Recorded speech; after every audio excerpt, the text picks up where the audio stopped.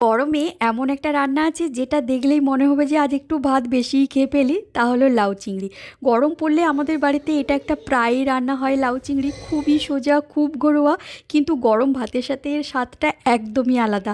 আজকে আমি একদম আমার বাড়ির মতো করেই বানাচ্ছি। প্রথমে লাউটাকে একদম পাতলা পাতলা করে কেটে নিয়েছি, আর এখানে ছোট চিংড়ি মাছও নিয়েছি। একটু লবণ আর হলুদ দিয়ে কিন্তু আগে ভেজে তুলে রাখবো।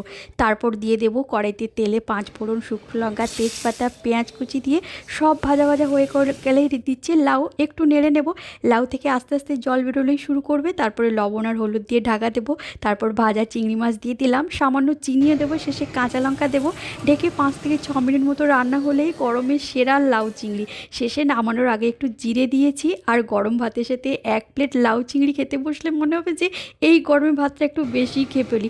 আচ্ছা, তোমাদের বাড়িতে গরমে কীরকমভাবে লাউ চিংড়ি রান্না হয় আমাকে কিন্তু অবশ্যই কমেন্টে জানিও।